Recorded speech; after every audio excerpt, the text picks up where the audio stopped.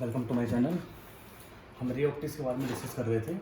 अभी topic number 8 है ray optics का। इसमें हम प्रिज्म एंगल के बारे में बात करेंगे। जो टॉपिक है ये हमारे पास है प्रिज्म एंगल। ठीक है जी, आइए।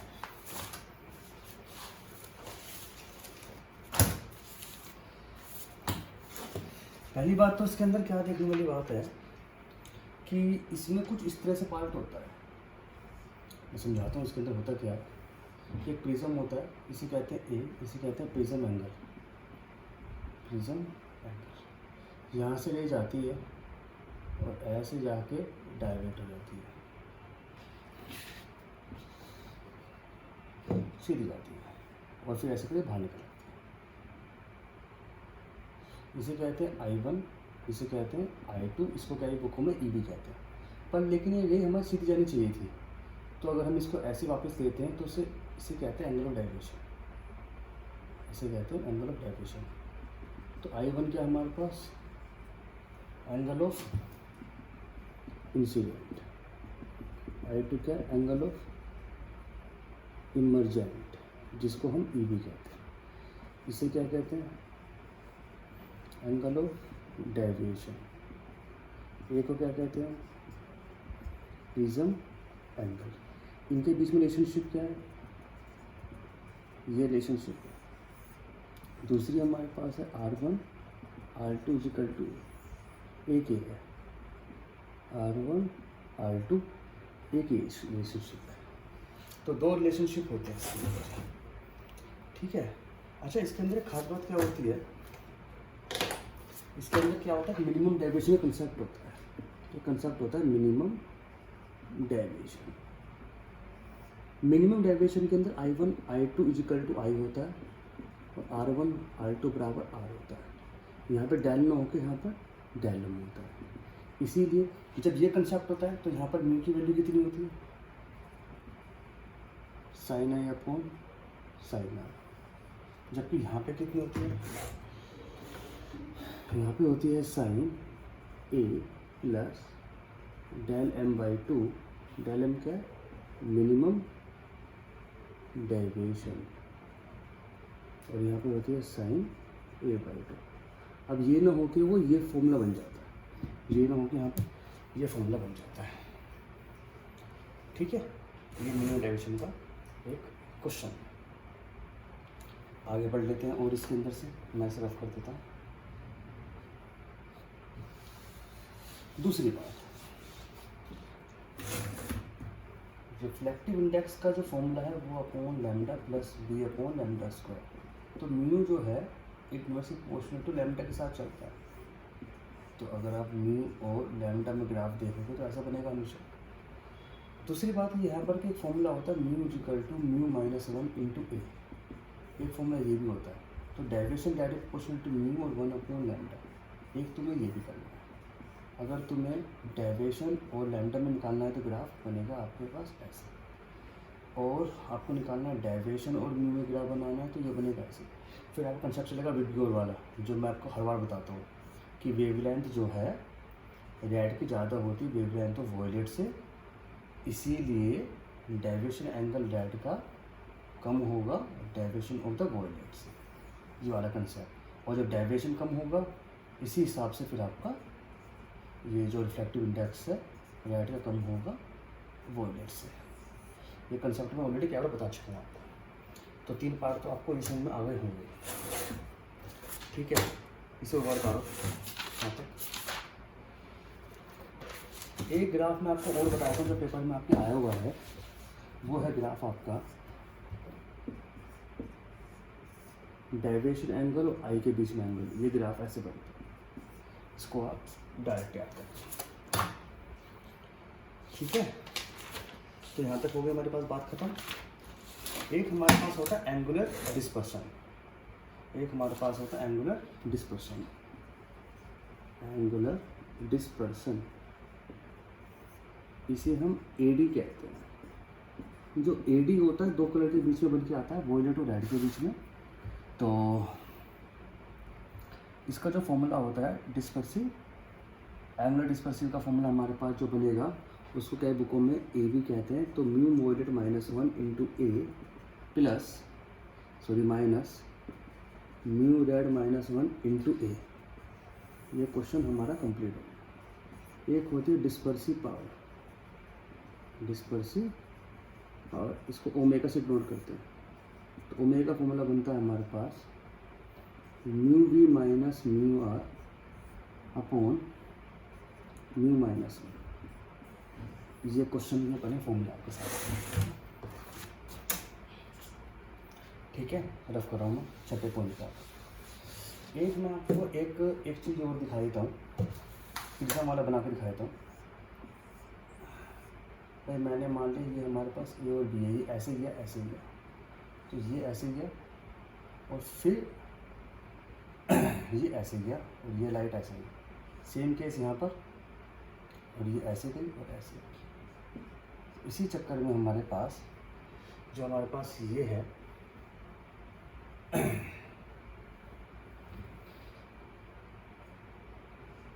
तो जो ये हमारे पास है तो ये जाके यहाँ पर बना तो ए डैश, और ये बना हमारे पास बी डैश, ऐसे बना। एक 8वां पॉइंट हमारे पास ये भी है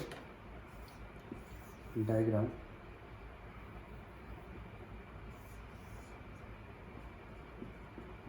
ए बी का ऐसे ऐसे ऐसे ऐसे ऐसे ऐसे। तो ये जो लाइन है आपके पास, ये बनी बी और ये बनी ए, इन्वर्टेड बनी, ठीक है। तो ये दो डायग्राम आप और देख लें। चलिए मैं आपको रफ करता हूँ, आगे बढ़ता हूँ। जनरली क्वेश्चन हमारा यहीं से आता है, तो ज़्यादा बड़ा क्वेश्चन पेपर इसमें है नहीं। अगर हमने पूरा बस एनालाइज करते हैं इसको, तो इसमें ऐसा कुछ है नहीं।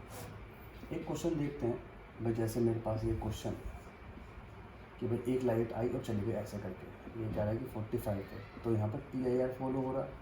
देखो जब TIR फॉलो होता है तो angle of incident greater than angle of the C होता है। तो sine I greater than equal to sine C और mu is equal to 1 upon sine C. इसीलिए sine I greater than is equal to mu, और sine I क्या है हमारे पास 45 greater than mu. इसी की वजह से तो यहाँ पे कितना है √2 ग्रेटर देन म्यू, तो म्यू इज ग्रेटर देन √2। इसीलिए जब भी कोई 45 एंगल होगा तो आई की वैल्यू हमेशा कितनी होगी 45 से ज़्यादा। पहली बात। दूसरी बात रफ कर रहा हूँ मैं इसको, जल्दी उतारो इसको।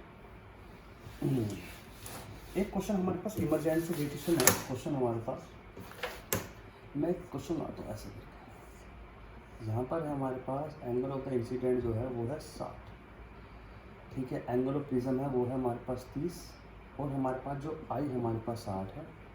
एंगल ऑफ डाइवर्शन हमें 30 दिया हुआ है, और हमारे पास ए भी हमें 30 दिया हुआ है। तो क्या क्या होगा देखो ज़रा, I1 plus I2 equal to a plus del है। तो ये हमारे पास 60 है, और ये हमारे पास 30 प्लस 30, तो ये तो 60 हो गया। तो I2 तो हमारे पास 0 आ गया। इमरजेंट एंगल इज 0 का मतलब क्या है कि परपेंडिकुलर चला गया ये इसके परपेंडिकुलर है। इसका मतलब ये होता है, इसका मतलब क्या है, it show perpendicular to surface. जो इमरजेंट है वो हमारे पास क्या है परपेंडिकुलर है, ठीक है। तो अगर आप म्यू निकालते कैसे निकालोगे म्यू यहाँ पर, भाई R1 R2 equal to A, R1 R2 equal to A हो जाएगा वहाँ पर हमारे पास। और आपके पास जो R2 है वो तो 0 है क्योंकि इमरजेंट हमारे पास कुछ नहीं है। तो ये बना हमारे पास, और I1 कितना है हमारे पास 60 है। तो क्या बना sine i upon sine r is equal to mu, और साइन आई की वैल्यू 60 और साइन आर की वैल्यू कितनी हो गई 30। तो यहाँ से आपका म्यू निकल जाएगा, ठीक है। चलिए अब मैं क्वेश्चन नंबर एक्सप्लेन करता हूँ। क्वेश्चन नंबर ये हमारे पास इंपॉर्टेंट है, थोड़ा सा पेपर में भी आ चुका क्वेश्चन है। क्या है कि अगर एक हमारे पास एक रे है वो किसी एंगल पे चलती है थीटा पे, ये हमारे पास ए है और बी है सी है। कह रहा कितना एंगल होना चाहिए कि जो रे है ना वो इस पे आ जाए, इस लाइन पे आ जाए, ठीक है। ए सी पर राइट पे आ जाए, मैं कितनी एंगल डालूँ कि उस पर आ जाए, तो थीटा की जो वैल्यू होगी वो होगी साइन इनवर्स म्यू साइन ए माइनस साइन इनवर्स 1/μ। इसके लिए बंद हुआ, इसके लिए बंद हुआ और इसके लिए बंद हुआ। ये आपको याद रखना है, ये क्वेश्चन डायरेक्ट फॉर्मूला आपको याद रखना है।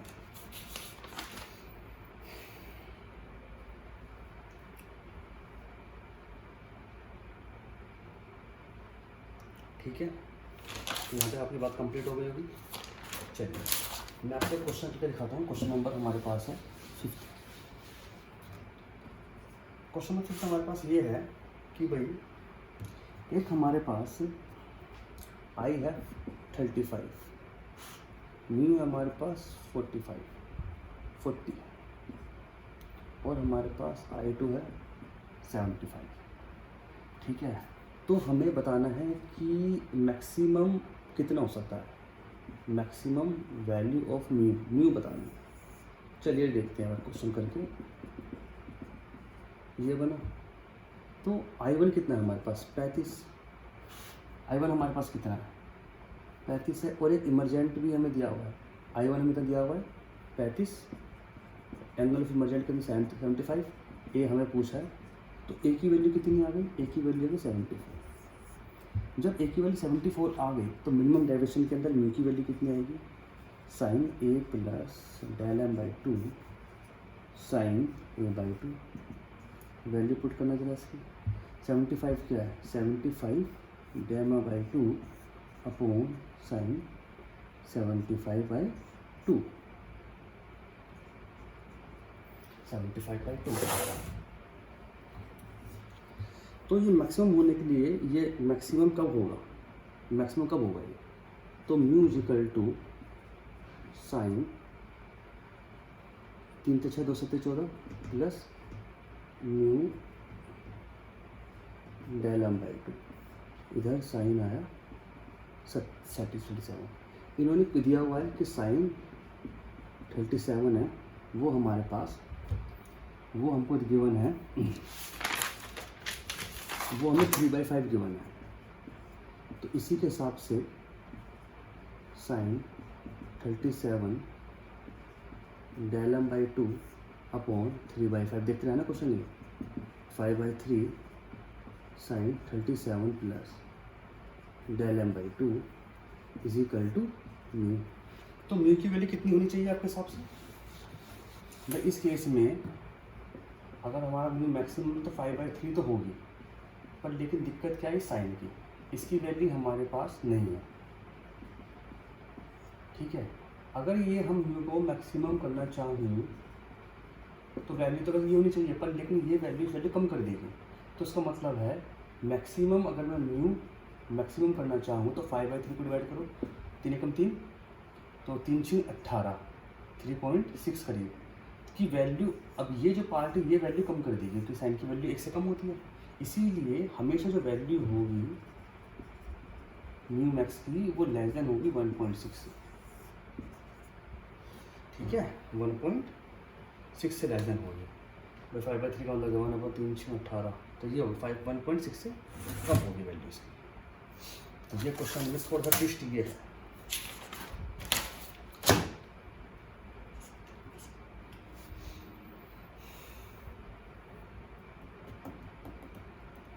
ठीक है, चलिए रफ करता हूँ मैं इसको, आगे बढ़ाता हूँ क्वेश्चन को।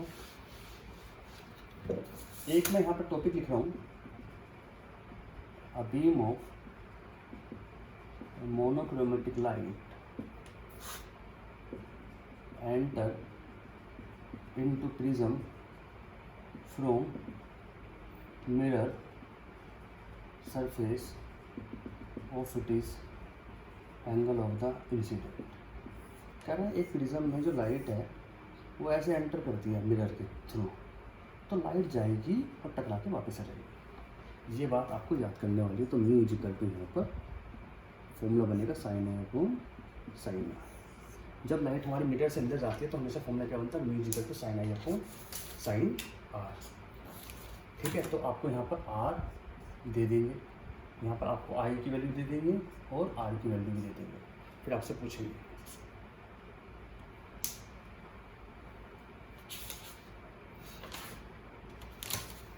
जो हमारा रेनबो है, रेनबो का रीज़न क्या है हमारे पास भाई? रेनबो का रीज़न बताओ जरा क्या है?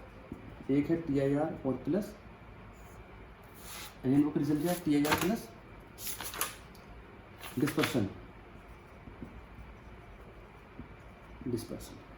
तो यहाँ तक आपके क्वेश्चन कंप्लीट हो गए हैं। चलिए अब मान लो हमें आपको दो दिए, दो इफेक्टिव इंडेक्स दिए कि भाई एक हमारे पास हमसे कहता है कि एक हमारे पास है 10 और एक μ1 है हमारे पास 1.42, μ2 है हमारे पास 1.7। तो अब बताओ एंगल ऑफ डेविएशन बताओ, डिस्पर्सिव पावर बता दो। चलो आपसे पूछे डिस्पर्सन बताओ, डिस्पर्सन बिटवीन विदाउट डेविएशन। देखो डिस्पर्सन विदाउट डेविएशन इसका क्या मतलब है?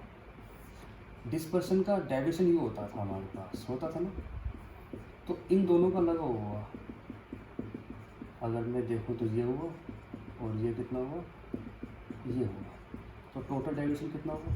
μ1 -1 इंटू ए, μ2 -1 इंटू ए। अब क्या कह रहा है ये क्या है? विदाउट डेविएशन, तो जीरो लेंगे आप इसको, ये याद करने वाली बात है। अगर कहीं लिखा हुआ है विदाउट डेविएशन तो आप इसको जीरो लेके सोल्व करो, ठीक है? ये क्वेश्चन पेपर में आ चुका था। और तो इसके अंदर कुछ ऐसा कुछ खास है नहीं, और आप आराम से कर सकते हो क्वेश्चन को, कोई बड़ी बात नहीं, ठीक है? एक क्वेश्चन और अगर आप चाहो तो मैं ऐसे कर देता हूँ, एक क्वेश्चन करते हैं लास्ट, क्योंकि और क्वेश्चन है नहीं इसके अंदर, ज़्यादा क्वेश्चन पेपर में आएंगे है नहीं। एक कहता है angle of the prism is a. Question क्या है? एक एंगल ऑफ प्रिज्म क्या है हमारे पास? ए है। एंगल ऑफ प्रिज्म हमारे पास क्या है? ए है। One of the it is reflecting surface silver, ये लाइट हमारे पास सिल्वर है, सिल्वर है। The angle of the ray incident 2a, light I, ये कह रहा है कि जो एंगल है ये 2a पर है, चलो ठीक है, on the surface and return back through the same path, और हमेशा टकरा के सेम पाथ पे वापस चली गई। तो रिफ्लेक्टिव इंडेक्स बताओ क्या होगा? तो मैंने अभी बताया आपको, रिफ्लेक्टिव इंडेक्स हमेशा sine i upon sine r होगा। तो साइन आई तो मालूम पड़ गया आपको कितना है, साइन आई की वैल्यू कितनी लोगे आप? हमेशा 2a लोगे। तो साइन आर कितना लोगे? साइन आर कितना लोगे? देखो मैंने तो अभी आपको तो पता चल गया है कितना, कि ये कितना है? 2a है, ये 2a है। अब जो लाइट है ना वो कैसे जाएगी? ऐसे जाएगी, ऐसे, और जाके टकरा कर जाएगी। तो ये कितना है? 90। तो ये कितना पार्ट होगा? 180 - 90 - a, तो 90 - a तो होगा। जब ये 90 - a होगा तो ये कितना पार्ट होगा? ये a ही तो होगा, इसीलिए r की वैल्यू a है। तो म्यू की वैल्यू हुई यहाँ पर sin 2a sin a, तो 2 cos a sin a cut गया, तो म्यू की वैल्यू है 2 cos a। आगे बस समझ में?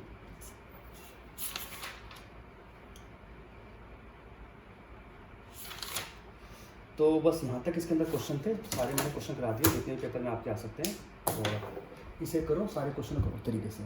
देखो ये 90 है ना, और ये इस ट्रायंगल का सम 180 होगा, तो 180 में तुम माइनस कर दो, तो ये कितना होगा? 90 - a। जब 90 - ये a है, और ये पूरा हमारा 90 है, ये पूरा हमारे पास 90 है, तो यही तो हमारा a तो होगा, ये हमारा a तो होगा। ये समझ में आया? क्योंकि देखो कैसे लिखा, देखो ये ऐसे समझो इसको, ये क्या है? 90 - a, तो ये पूरा 90 होने के लिए a ही तो होगा, ये तो देख लो, इसलिए मैं कहता हूँ ये, इसलिए आपकी वैल्यू कितनी है? कहने का मतलब ये, कभी एक पेपर सिल्वर हो, हमें सेलेक्ट करा के वापस आएगी, आपको डाइवर्शन कुछ नहीं होगा वहाँ पर, सीधा सिर्फ ये फॉर्म लगेगा, sine i upon sine i, that's it. आपको सिर्फ आर निकालना ही है, और ये इन दोनों पे खेलना है बस आपको, आर और पे खत्म। ये भी हो सकता है कि आपकी जगह मुख्य जगह आपको c/v दे दे, ये भी हो सकता है, मैं बता दूँ आपको। भाई आपसे यही पूछ सकते हैं, c/v दे के equal to sin 2a sin a में भी खेल चल सकता है, कॉलम सारी जो भी आपकी। Thank you for watching.